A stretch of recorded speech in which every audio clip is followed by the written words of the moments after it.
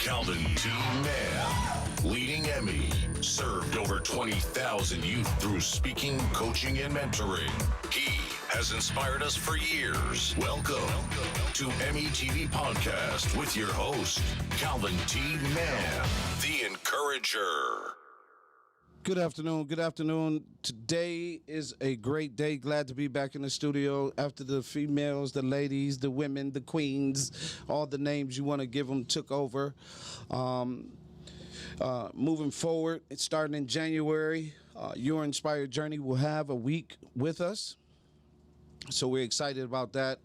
Heather will be able to do her thing in the studio, and I'm sure she's excited about that.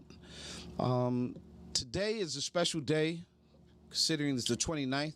Happy birthday to Crystal. Today is Crystal's birthday, Crystal Gunn. A lot of people don't know, me and Crystal been going at it just long 2010. About 2010, 2011. We have been doing our thing. Business, friendship, the whole nine. Let me get this together. And I got to start out today, right? Because, everything we do and what we talk about is family, right? And we always talk about family in a way.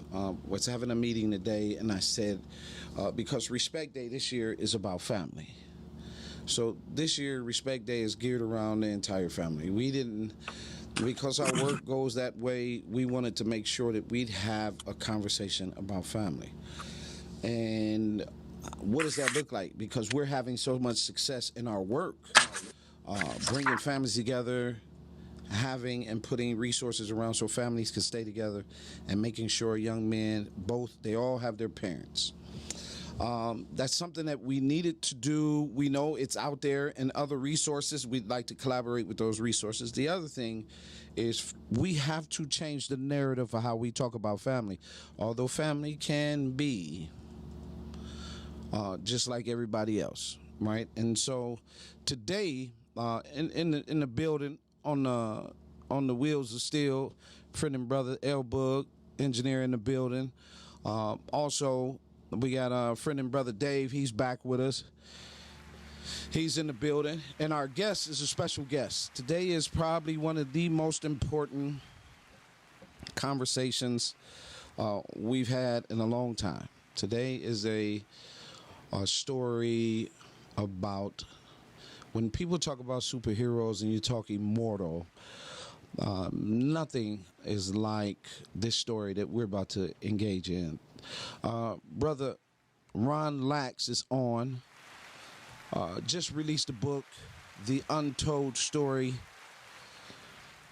of Henrietta Lax. As I like to read. So as I went through this book, Brother Ron, are you there? Yes, I am. Can you hear me? Yes, sir, man. How you doing? Pretty good yourself. Thanks for having me, Gal. It's not a problem at all. We wanted to make sure that, we are right here with me. It's all about daddies, families, sons. I'm always curious about the male species. I'm a male. I figured I should know more about the male species, right? And how powerful the male species is. And reading your story is just another example of power. And so I want to get right into it, because I know, this is going to be an impactful time. First of all, the first thing I want you to do is just tell everyone, our listeners, just a little bit about Ron Lax. Well, I'm Henrietta's oldest grandson. I grew up in Baltimore City, and I watched my family go through the ordeal that they went through with John Hopkins ever since I was a teenager. So I had an interest in telling this story. That's awesome. And so while you're telling this story, like I said, I got into your story, and a lot of people don't know about your grandmother. So, Exactly. So please share your grandmother's story before we get into the book.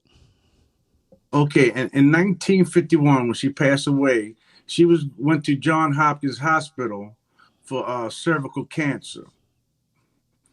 She was at Johns Hopkins. They noticed that her cells was mutating after they had took her cells from her.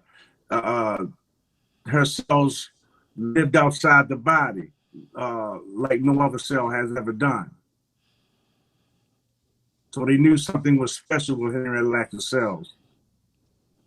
And from that day, they kept it from us.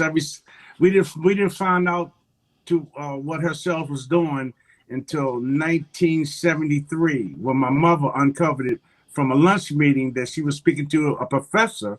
That when my friend introduced my mother as Barbette Lacks, and the professor said, "We're working with something called someone called Henrietta Lacks' cells," and she said, "That's my mother-in-law," and that's when we found out. Wow. So what is that? 30 years? 30 years. 30 years. And her cells was one of the greatest gifts to mankind. The medical research and science advancements in 1951, it just her cells is used in all kinds of applications. Fetal fertilization, went to space, polio vaccine, even COVID-19.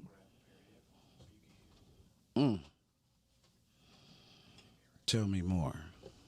And it's a billion-dollar business that the pharmaceutical companies have on their hands with failure cells that we didn't know nothing about. And so, with that being the case, I guess that's the reason why we're here. Exactly. Why you are telling the story. And So, some of my family members can't even afford have adequate medical attention. right. Right. And so, getting into the story, the thing that I was really shocked about was to learn that very thing, right? That here you have these cells that has benefited mankind, and you telling me that your family has not benefited from this process. Not at all. Matter of fact, I'll take it a little further. They have what's the word I want to use? Stereotyping a black family, which they always do. They always called my grandmother a poor black farmer. I never understood that. When I was a kid, I used to walk past that picture and see my grandfather, granddad. They look like movie stars to me. So I never understood why they kept calling them that. And so your family, you grew up farming. So, excuse me? You said your family called y'all poor black farmers. No, in magazines they called my family, like in Jet, Rolling Stones. Every time they mentioned Henrietta's name, they would call her a poor black farmer. That she was a poor black farmer. And that's so far from the truth. I mean, down there in Clover, we owned our land. Right. So when my grandmother looked out her door, she could look east, west, south, north, and all she seen was family members and her land. I mean, she didn't have a tennis court or a pool in the backyard at that time in the 51. But, she had land. They grew their own food. 1951, right? Which, to be clear, Brother Ron, everyone is now trying to own land, right? Isn't that sunny? And the fact that, your grandmother being the one who cultivated their own food. Today, everyone is screaming, we need to cultivate our own food, right? Exactly. But I want to get into the true story, the untold story, the part about your book, right? And I was interested in Lawrence, right? And where Lawrence played a part in your life, and how those things came about. But knowing the story about Henrietta, and take us on that journey, man. I don't think people really understand the essence of your book. The names, Lawrence and Day and Dale, and the different people. Take this is your open mic. Take us on your journey from the beginning. Why you writing this book, and let's get into the details of the book. Sitting back watching my dad. Lawrence Lax is my dad.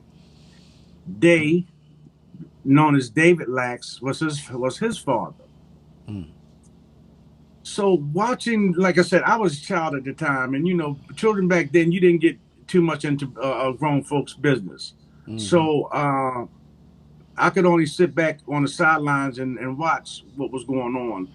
Seeing my dad try to fight for his rights for his grandmother and what they was doing and trying to get more information, he was totally shut out. Even the meeting that he went to, him and I went to down John Hopkins with NIH when it was trying to get my family to sign away DNA sequencing mapping. Mm. They wanted him to agree to that, which he told them no, that he did not want his family's DNA out there like that for anyone to see, and they totally ignored him.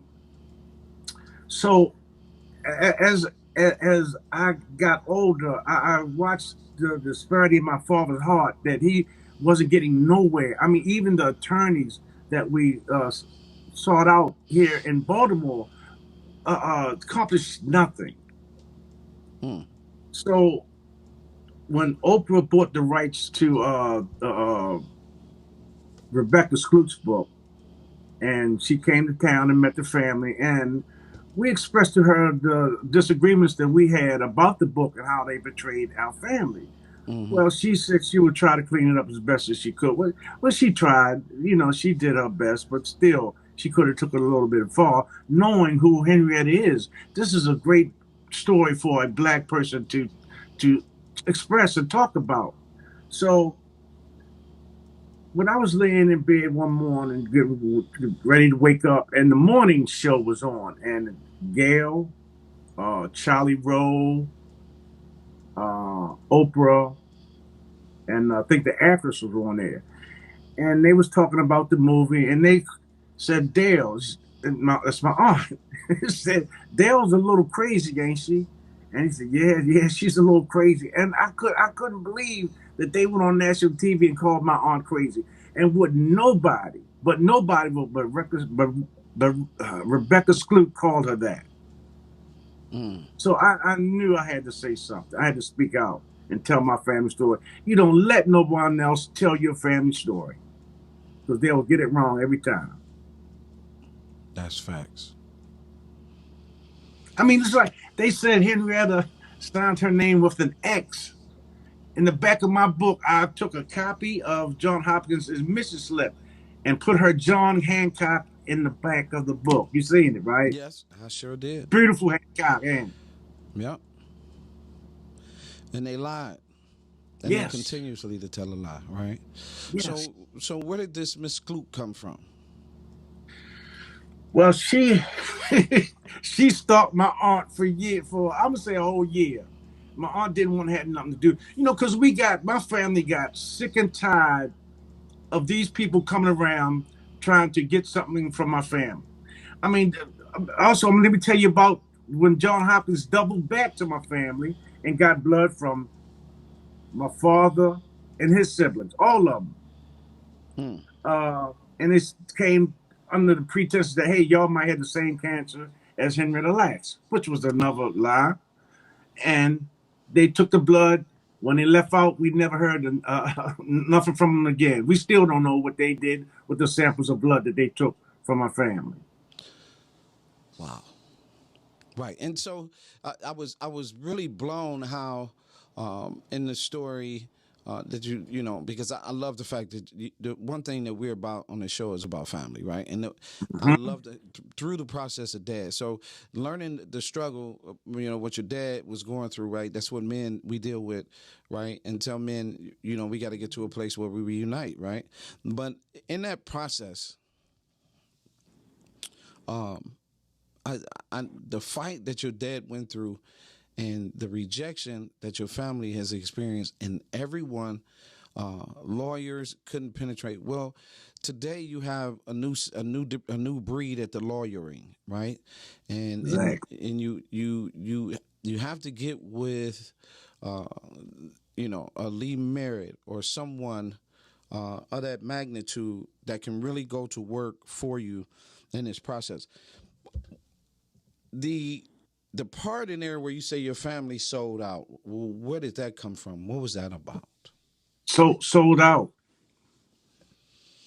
Yeah, you So, said they oh, took. you talking about where some family members Yeah, sold their rights away to Henrietta Lacks yes.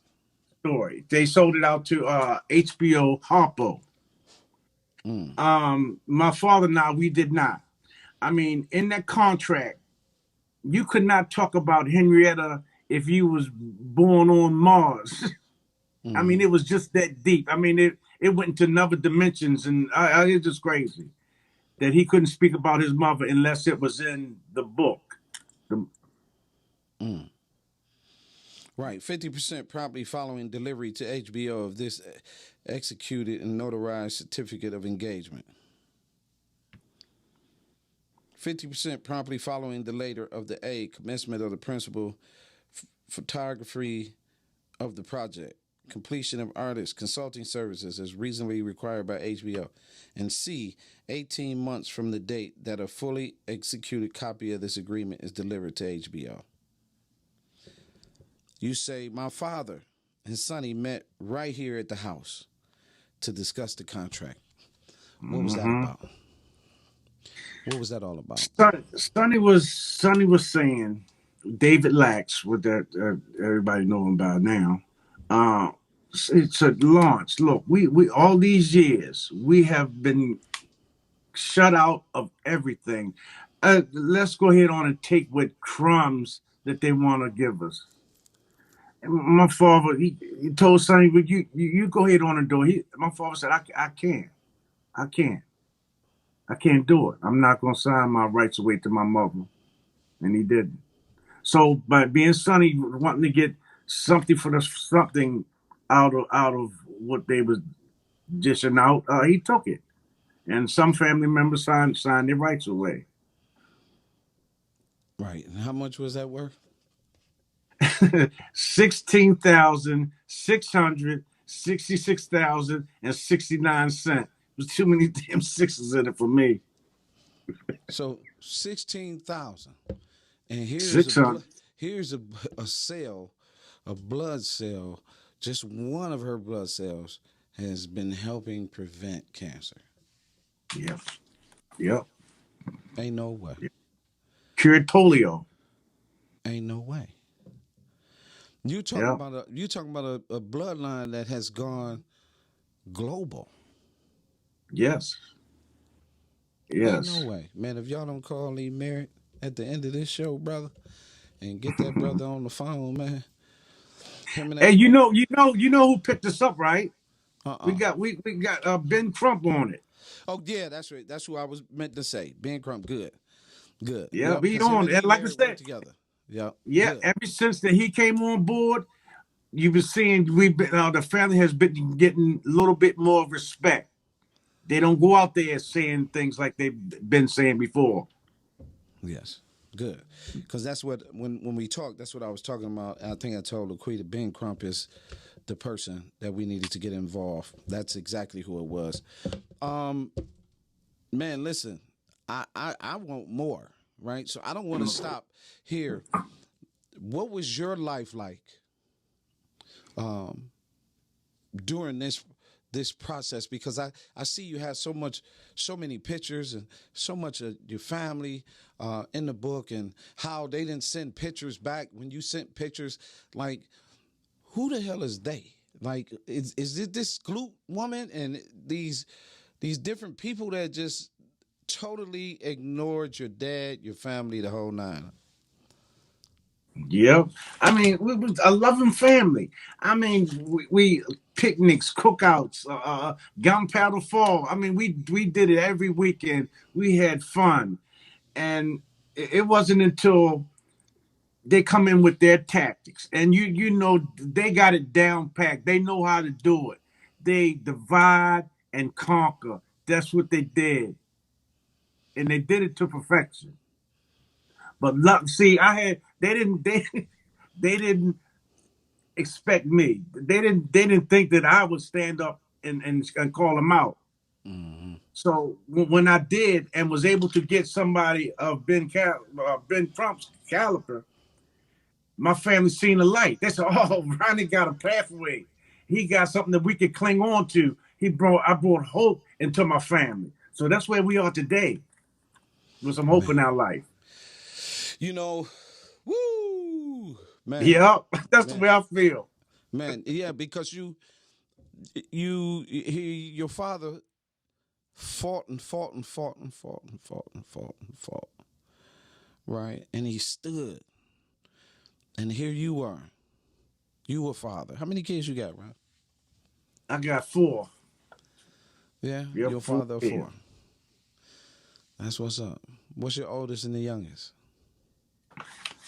I reckon Nikki the twins. I think they 39 now. I'm not sure. Don't quote me on that. I'm Yeah, getting old. yeah, yeah. You're But dead. let me tell you this now. It wasn't easy with my family, you Right. know. So since I mean before Ben, okay, me going against the grain, and that was stopping that money train for them. Mm-hmm. So I mean, uh, just like in the Wall Street when I came out, when the Wall Street Journal came out and said the Lax family finally see payday.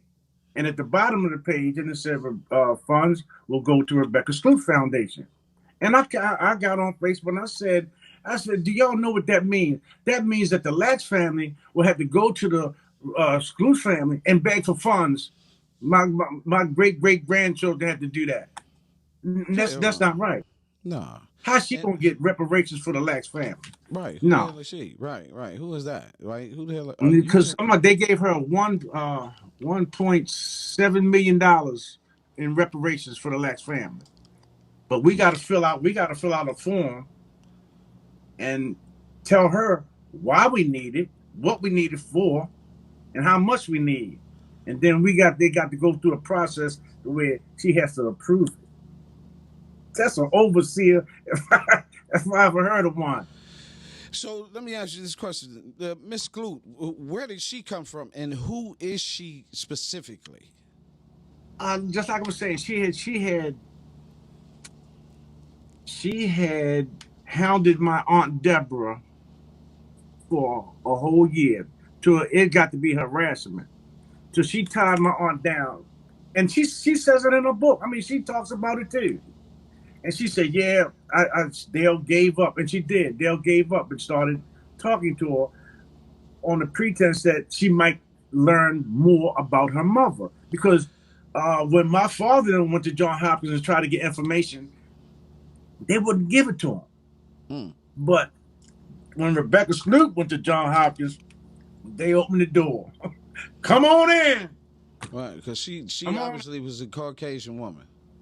Yes, yes, exactly. Oh yeah, yeah. Okay, and okay. And and so all by design. Now, and when she came in, now this is just my thoughts, how I right, feel right. that John Hopkins didn't like dealing with the family. So okay, Rebecca, you talking to the Lax family? Well, we do everything for you. We as long as you can communicate and deal with them, we'll give you anything you want. And Yeah. that's how it came to be. Yeah. Well, now you got a sense of order. See, because what it was, it didn't have a sense of order, right? And the one thing that people when they sue or lawsuits and things like that, and you going at the process, you don't know how many cousins that knocked on the door, how many aunties that knocked on the door. There's no sense of order. You in this process now, you have a sense of order. Everything has to flow through you, and in the process. And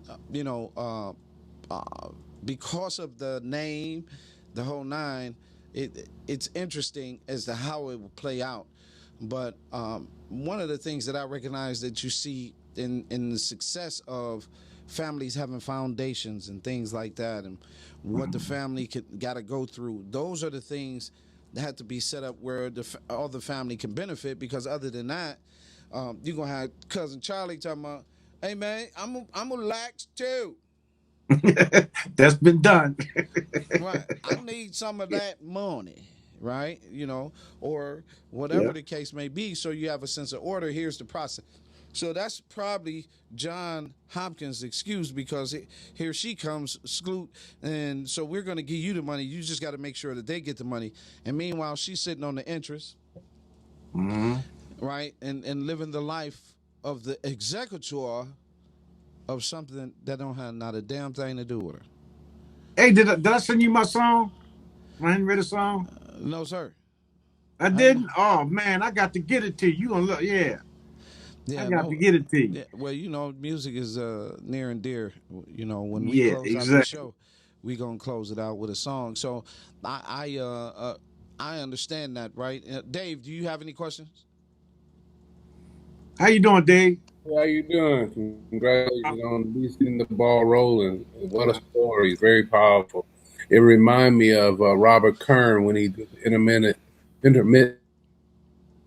Ford and Chrysler did him a disservice, and he never got his rightful due. And this is somewhat the same thing. There are people who are at the top who just have their own private agenda, and they just don't take into account the bigger picture. And unfortunately, our society, as much as we have progressed to do great things, it saddens me to hear what Oprah has done, a woman of such powerful influence who really could turn this whole thing around in seconds. There's just no excuse.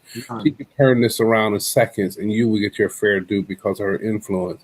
And yet, sometimes we forget, right? So, it's disappointing to hear that you have to go through this struggle, but as right now, as Calvin said, you guys are in the race now. So just like it happened for Kern, I believe it will happen for you guys. What season it will come, don't know, but at least you got the ball rolling. Got that ball rolling. Yep. And we hold Oprah in high regards too. We really did. I mean, because you watch the TV and you see Oprah, and next you know you in her presence. Because hey, something's gonna come from this.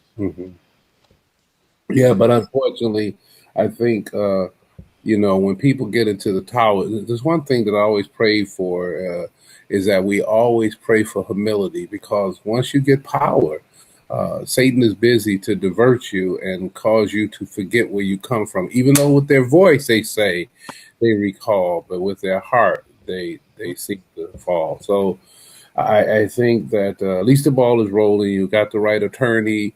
You got people involved, and this is just a waiting game now. It's going to happen, because if it wasn't going to happen, we wouldn't be having this conversation. It'd be a memory.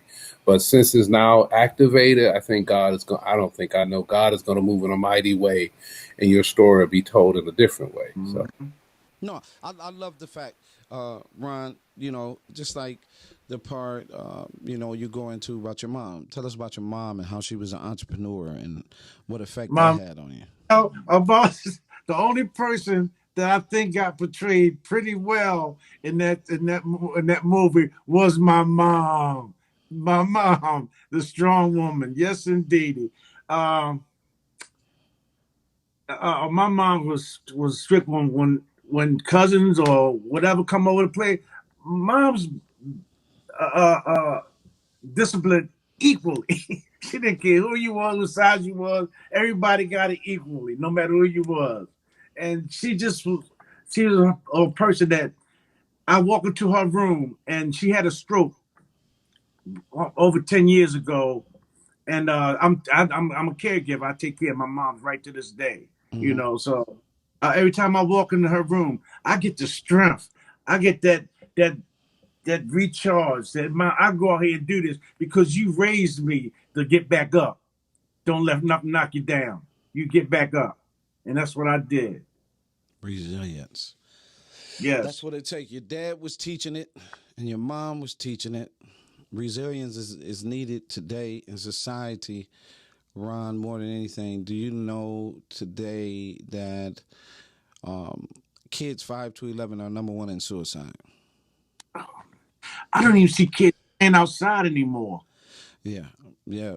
I, People be mad when I be talking about I can't stand them video games, but yeah, yeah. that's a Remember whole we used to play stick ball and all of that, draw all of that. stuff on the street and do stuff. I don't see no kids out there. No, everyone's personally developed. Yeah, Basketball is not a that, good passing game anymore. They have to go overseas to Europe to get passing players because everyone in the United States is being taught to be individual. All right, yeah. and so baseball they have Right, to go overseas because we're not playing stick ball, right? Right, we're starting to get back into these things, right? But I agree with you, Ron, that um, our kids got to get outside. Let yeah. me ask you a question: what kind of business was it that your mom had? Oh, my mom was a nurse at City Hospital before she went full time for being a mother. Mm. But you gave me a thought. When you talk about the games, that you see kids on the basketball court. They don't know how to play basketball now because they playing it on the things. Yeah, Yeah, you're yeah, correct, man. yeah. Get them out there. Talk to them kids and get them out there. They need to. Man, maybe we gotta move to Mars and find a planet where they really care about males. I don't know, brother, but I know that for us, we're just in a place right now as men to that we have to do better and unite. And so, just like in your story, how you talk about the various people in your family, man, a lot of people don't do that anymore. What makes you smile in this journey about your family? What is it about the Lax family that you want the whole world to know about? Right now, I mean that we are a forgiving family. We love each other, but sometimes when people dangle a carrot over you and you go forward and you pull your family member back and say, no, that carrot ain't right for you. We can take another route. I mean, some of the things that's said about my family members, they know it was the truth. Right. So by me telling the truth and shining a light on this situation, the way we supposed to be in a much better place where them people are putting us. No, we can put ourselves in a better position. So if we come together as a family unit, that we know that we can be, because we were, like I said, we was a strong, united family at one time. When you mess with one of us, we walked down the block, all of us was after you, even moms. Yes. Yeah, yeah. It was the standard. Family is a Yeah. standard. How do you But set that standard? How do you set a standard? And today, man, like I said, reading this book, right? I seen you literally have pictures upon pictures throughout this book, man, about your family. And I say this because I lost my baby pictures in the fire. So did you I could never, if somebody get got a baby back? picture of me, it's going to be discovered, right? We lost baby Right. pictures in the fire. The picture, you and your Boy Scouts. Today, we do the work that the Boy Scouts used to do in our mentoring program. So our mentoring Yeah. program, because the Boy Scouts became Scouts, another area for which boys could no longer just be boys, right? It was Right. infiltrated. And you can say it how Right. you want to say it. I'm saying the truth, right? We telling the truth, right, Ron? Right? And Sometimes then yeah, yeah.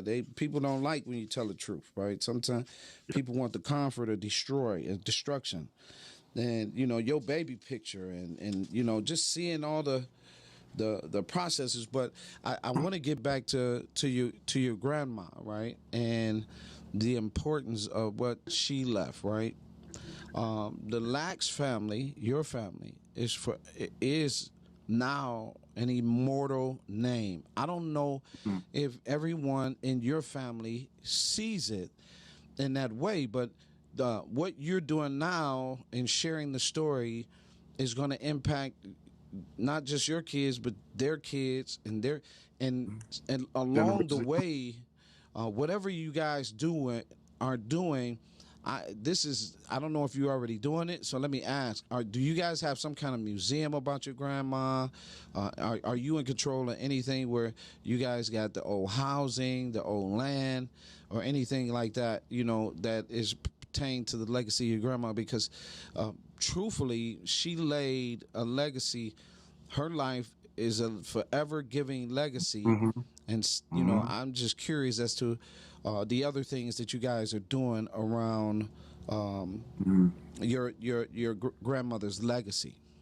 Now I got to go back to when people was doing what they wanted to do when they wanted to do it. You know, uh, that's all came to a halt. So I got a phone call not too long ago that somebody wanted to build a museum down in Clover, right? This was already in the process. This was in the process before Ben got involved. So they were speaking to people outside of the family. Some people that's not family members. They were setting this up. So when Ben came in, and then we opened up the estate, because I'm the executive of Henrietta Estate now. That anybody want to use her likeness and her name have to come through the estate at this point. That's dope. Yeah, but Yeah. check this out though.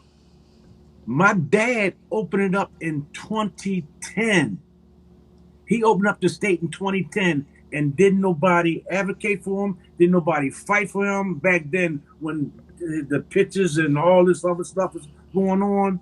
So, but because I got the right attorney that can't nobody approach, and he's going to advocate for us, then he stopped what they doing, because they called me and said, no, you stop, what's it called, cease and desist Yep. letter? Yep, Yep. cease and desist. You know, you got to come to the estate, and we got to prove it. So, but my dad was on top of that back then, and they paid him no attention. It's public record. In Right. 2010, before Oprah, before the movie, all this stuff, it was open. And they ignored it. I got high praise from my dad being on top of his game, but didn't have the right hand to help him along the way. Well, that's a whole nother deal. That's a Yeah. whole nother suit. If in 2010, if he had that in place, because in the state you have to re-up every month, every year. Every year that estate has to be reestablished, right? Yep. And you have to go to that court and reestablish that estate, right? And the whole family, I know because we did it for my dad, right? And when my dad was a gospel pioneer, and we got to get some more legal representation to go after some more of his music at a different level, because the people that we had involved, they got us this far, and so we got to take it to a different level, with a higher level executive to go and cut through some of these treads that my dad left. So I understand your dad did. He was a boss. Your dad put it down, and he stood for something. That's what men. That's what we stand for. Real. It's not that it's just real men. Men, we stand for something, right? We are preventors. We're protectors. We're providers. We are leaders, right? And society has been trying, for decades to reduce the role of the man, and even men themselves who, right, today we have men, right, listen, I don't even want to go there, because if I go there, I'm going to start a whole nother conversation. But I just so grateful, man, and I'm sure this is not the last time we will be talking, especially with Laquita, because Laquita is my girl. And, we're getting more and more men to write their stories. And so I am so grateful to you that you wrote your story, because, again, here it is. It's got to be told, and it's told by the son of Lawrence.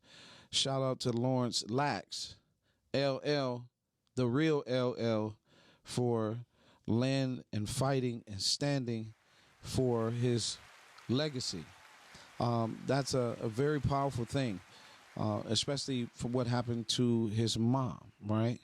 And your grandmother being who she is, man, thank you. Thank your family. Like, whatever God did to her that made her different, praise the Lord, and thank God for real for this bloodline, because again, Ron, for me, like you smiling and feeling good, but for me, man, I'm telling you, a wow of what she has been able to do as a woman who's gone.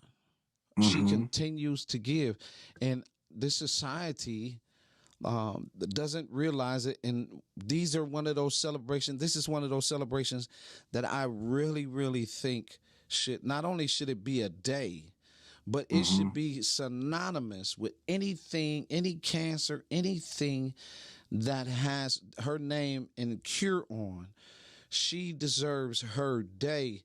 That Henrietta Lacks, her bloodline has done this, whatever it's been attached to, and it should be a day. And you shouldn't have to fight for that. State of Michigan gave me my own day. I didn't have to fight for it. They didn't blow no whistle. Stevie Wonder didn't sing outside. You know what I mean? You shouldn't have to fight for a day for somebody who has saved so many lives. She has saved that many lives. I cannot tell you how, I'm going to use this word, Ron, please forgive me, pissed off I was in reading and learning, because I knew about the story, but then getting into the book and doing the research and knowing even more about the story, I'm like blown away as to why she is not something in Congress, and why it's not something, right? Because again, she continues to save lives. If you took one drop of that, come on, man. Like, all these lives, polio, cancer, come on. Like, hell no. Like, yeah, I'm glad Ben got involved. Like I said, Laquita, we was talking and we was having a conversation. Ben Crump, it was somebody that I know that could really step up. And so I'm very proud of you for stepping out on this faith walk and doing this for your family, because this is synonymous with what is important and what is missing, and why we need to appreciate family, Ron. You're the perfect example as to why we need to appreciate family, right? But here we are. That was 1951. 1951. And here you are in 2021 dropping a book. How many years is that? At least 71 years. At least the narrative is not being told by them anymore. I mean, because I am the last one that was able to speak to someone who knew Henrietta, her son, her eldest son. So my dad, he got Alzheimer's now.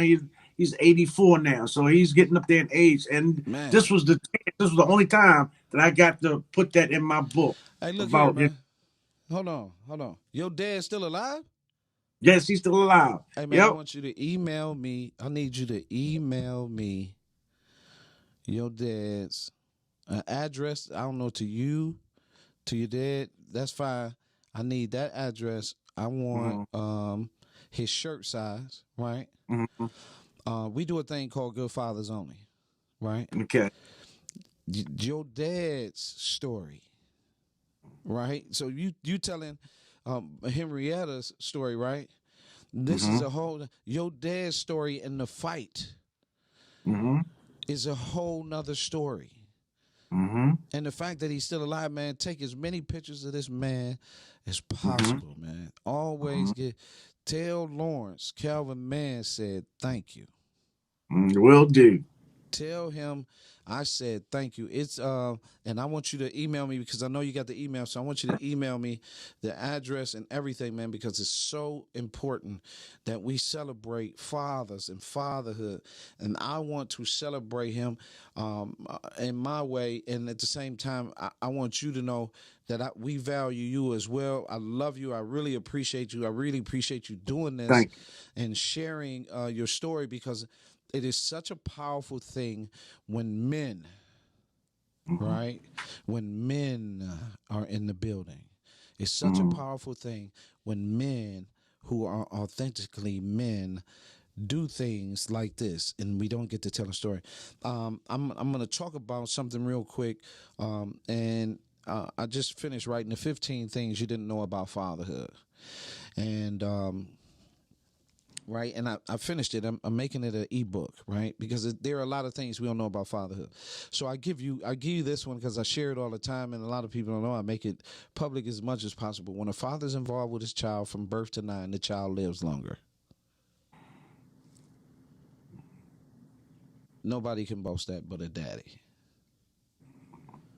We're powerful. We're fathers. Yeah. Every man in this building right now is a dad. Every man on this stage right now that we're talking is dad, and we value you.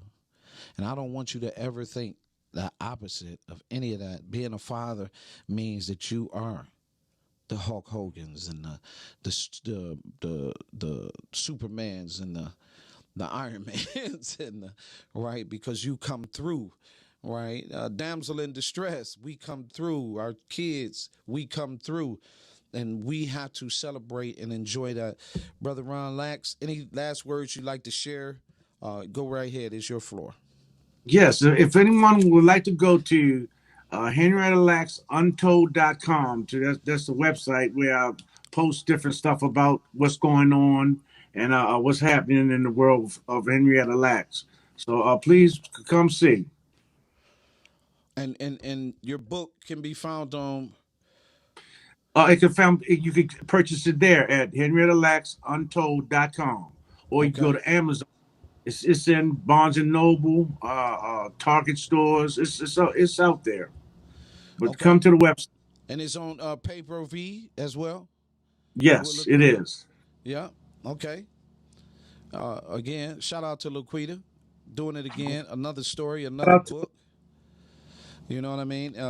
Dave know about Laquita. Laquita on Dave Mm, head right now. Yeah. Dave just did a book for the soldiers. Yeah, and okay. Oh, that's your 911. book. Okay. Yeah, and All right. yes, sir. And so, Ron, I appreciate you, man.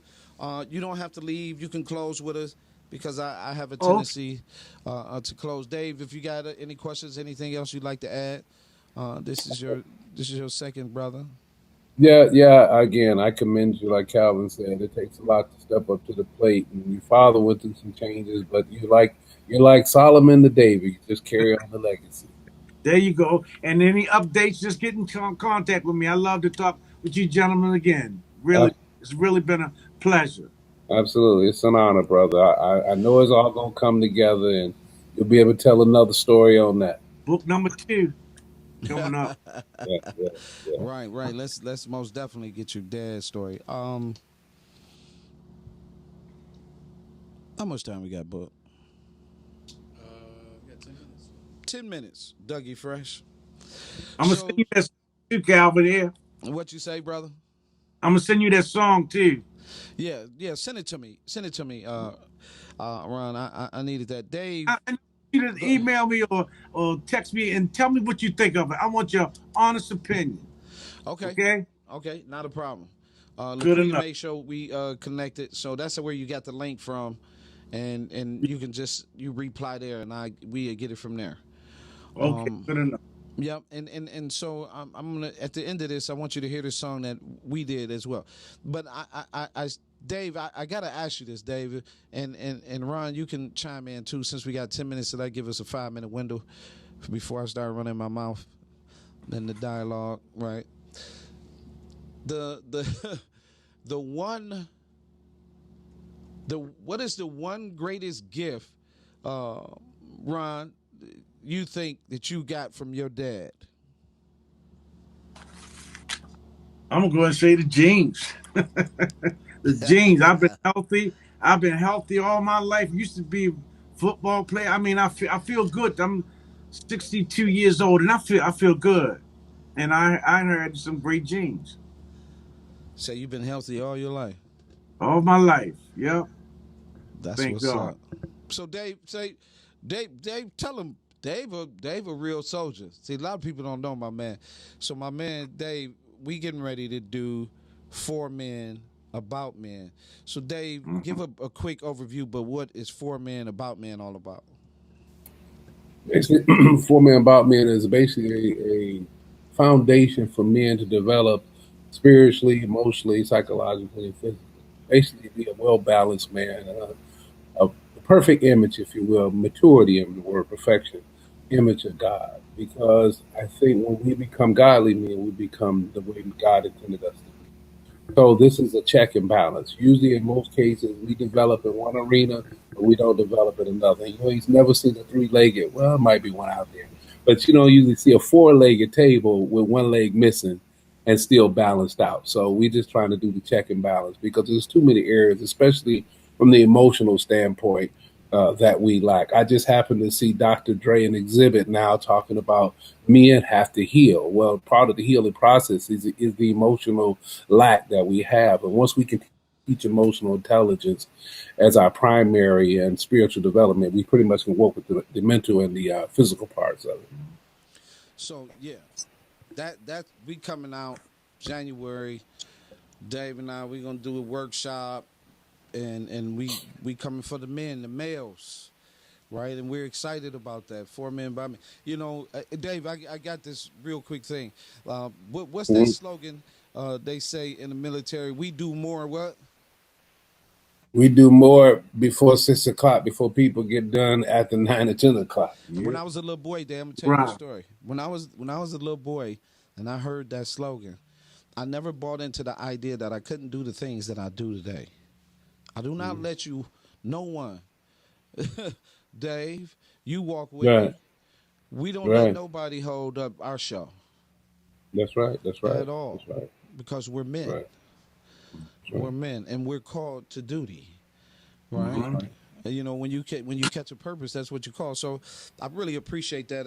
I had to get some of that Dave in here, and brother Ron, I really appreciate you. So what I wanted to say was, a lot of times in today's society, we find ourselves broken. You know, a lot of people say, "Well, I'm not broken," and we see ourselves in a different way, right? Um, I find myself as a PK kid, a preacher's kid, or my great grandfather was a preacher, my grandfather was preachers and deacons, and my dad was a preacher, my brother is a preacher, and cousins and other uncles. You know, we come from long line of ministry, right? And one thing I wanted to be like you, brother Ron and Dave. I wanted to be different.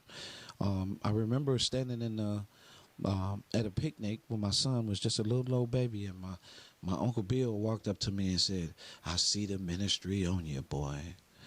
You gonna be preaching in no time. You gonna be in the pulpit." And I was like, "Really?" He was like, "Yeah." And you know what I said? I said, "Well, Uncle Bill, don't take this the wrong way, but that phone better ring, right? Because I done seen and heard way too much when it come to being a preacher, right?" And so as I progressed in life, I realized that God took my own words, turned them against me, and put me in ministry, right? And in putting me in ministry, it wasn't that I was in the pulpit. The world had become, the community had become, children had become my ministry. And I remember my son asked me the other day, and he said, yes, Dad. He said, Dad, what is it like being you? Like that was a real intricate question.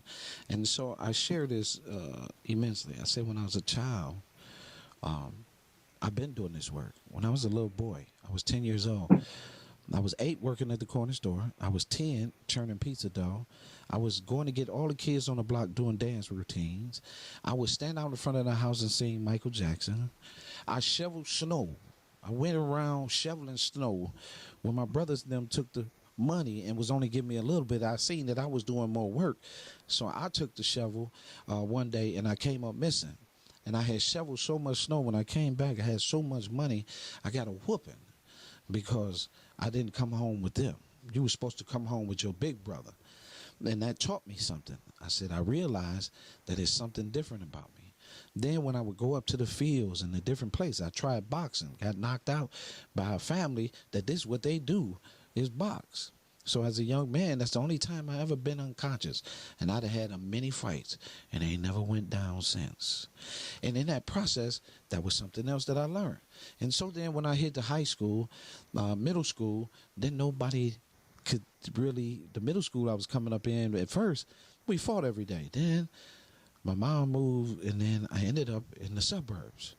I'm in Ferndale School District, and I can sing without being fighting, and I could go to class and I didn't have to fight nobody, and I could be myself. So here I am in the choir, 7th grade, 8th grade, 9th grade.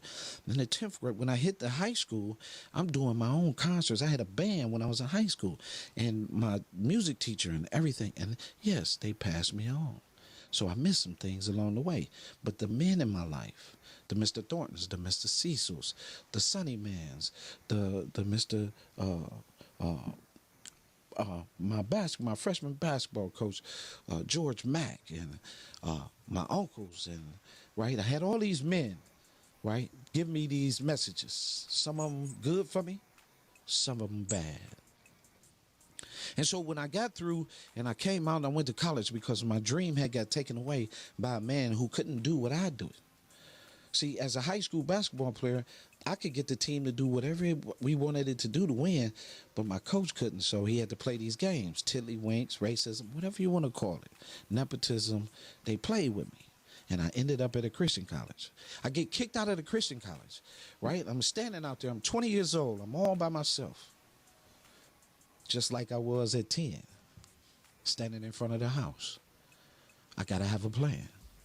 And so I left there, and I went and grabbed a loan, moved out, got my own thing, started doing things. And then I walked in the gym, and Mr. Curry gave me a whistle. This is how I ended up in ministry, because I no longer listened to men who talk foolish. God put men in my life to show me and guide me and put me in a way where I could talk the way that I talk today. Today, everything that we talk about, be about, do about, is about seeding in the lives of males to the restoration of family. Ron Lax, thank you. Thank you for restoring your family for this journey. Thank you for going out your way, you and Ben Crump and your dad. Thank you for leading the way to seal your family into this fate of a legacy that your family has. For those of you who are listening, remember, you have to put your family first. Ron Lax did it. You can do it too. My name is Calvin Mann. I'm the president and founder of Encourage Me I'm Young, the movement, the national movement. Get ready, because we coming. God bless you, and encourage me. I'm young. Amen. Take care, Ron. Peace, everybody. All right, All right. All right, Dave. All right.